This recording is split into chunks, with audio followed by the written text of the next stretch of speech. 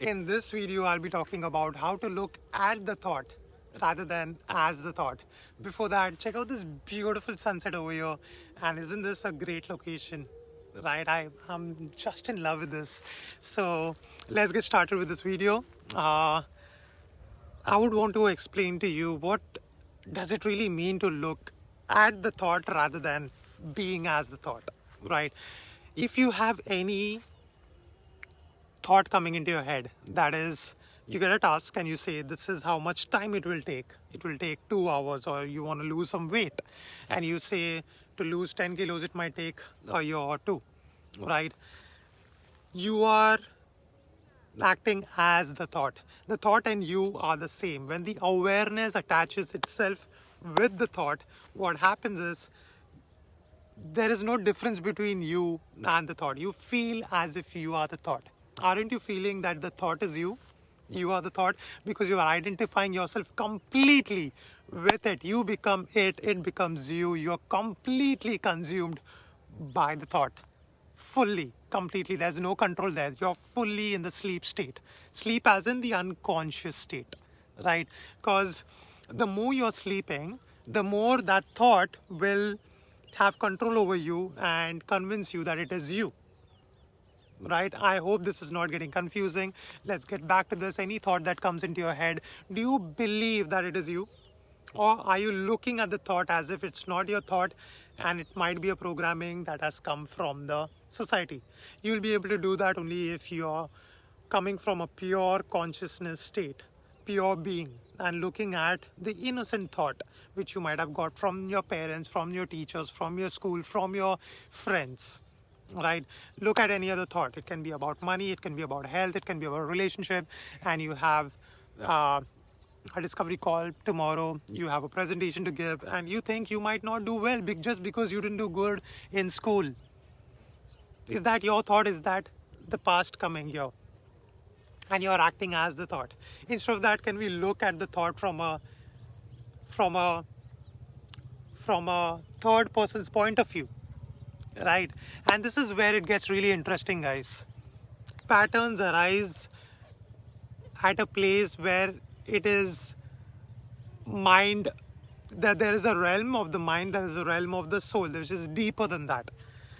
So patterns will only arise at the mind realm. It will not arise in the soul realm, because at the soul space, there's nothing called as static. There's only things that are dynamic in nature. So when there is something that repeats, input, output, if this is the input and somebody gets angry because of this input, then they are acting like a software, they're acting like a pattern, they're acting like a static nature. But you, the soul, you're beyond that. You're dynamic. You're not the mind. You're pure soul taken a human form, and you would like to realize yourself. You would like to have fun with the soul's essence on this planet Earth. But we have been programmed and we have been stuck at this pattern mind realm. All right, so patterns arise, once again, patterns arise at the mind level. But if you're no longer associating yourself with the mind, yourself with the identity, yourself with the thought, then what happens then? Then you no longer, the moment you no longer associate yourself with that identity, the patterns comes from the identity. That root is the identity. When you no longer associate yourself with the identity, then is when the patterns dissolve. Then is when you quickly enter the soul realm. And you realize that you're not the body, you're not the mind, you're not the thoughts, you're not that identity. You're just simply the awareness. Looking at the thought of this person called as Vinayak. And during the meditation, when I look at the thought, and the thought goes, and you look at another thought, and you're no longer being consumed by it, then is when there is massive levels of power there. I want you to really feel that. There's a human power, the mind power, that means, and there's a deeper, greater, like more than 10x, that is a soul power. That is what happens when you are awakening from the body and the mind realm to the soul realm. So if you feel that you're worthy of only $5,000 or maybe 1 or 2 lakh Indian rupees per month, you will never be able to go beyond that. right? You're restricted by your own mind. There are limitations in that mind realm, but there are no limitations in the soul realm. So if you are always struggling there, I would want you to question, are you acting as this? Or are you looking at it? I'll go very slow here, guys. Are you acting as is? Okay, as it. Sorry for the tongue twister. Are you looking as it? Are you looking at the world as, yeah, there's going to be a lot of hard work there? Are you looking as the thought? Or are you looking at the thought right now? Going very slow here. There are limitations always in the mind. And are you associating yourself with the thought, with the mind? Or do you want to go past that? You're not this at all. You're not the society. You're not the body. You're not the mind. So who are you?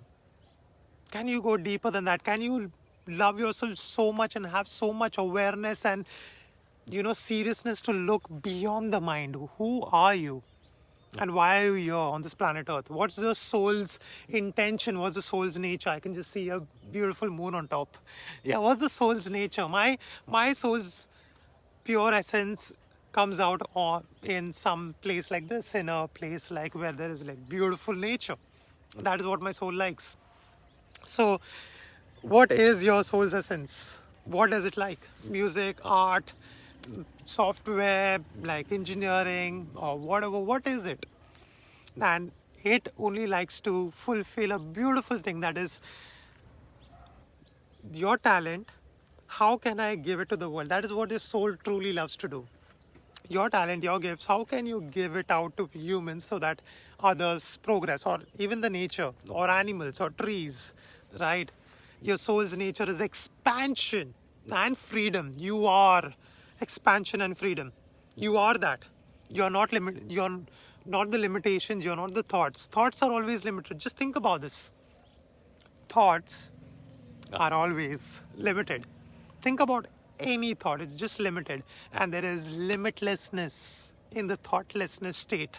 There is timelessness, if that's a word, in the thoughtlessness state. When there are more thoughts, you feel like time is going very slow because it's very boring for you and there's a lot of thoughts. When there are no thoughts, when you're chilling with your best buddy and you're having fun, when you're watching a movie maybe, and you just feel that time just slipped by, right?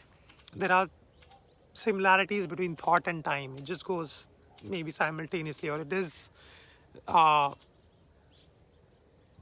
pure, when you go deeper into this, if you can see the raw form of time, you will see that if this thought is there, the time goes very slow. And there's no thought, there you reach a timelessness state. So there is a correlation between both, right? So patterns arise when there are a lot of thoughts. There is in the mind state. And all my request, all my intention for making this video is to go beyond that to a place where there are no limitations, where there are no patterns, where there is the true you. And you're meeting you. The you is meeting the real you. Right? And there's nothing static over there. There's dynamic energy there. There's a dance of life there. And you move through that dance of life. And you want to, at that state, there's a pure intention of giving that gift to the world.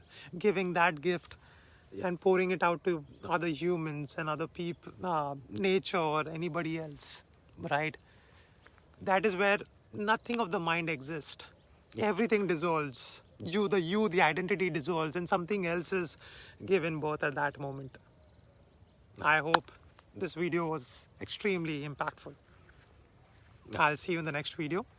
Stay as awareness. Peace.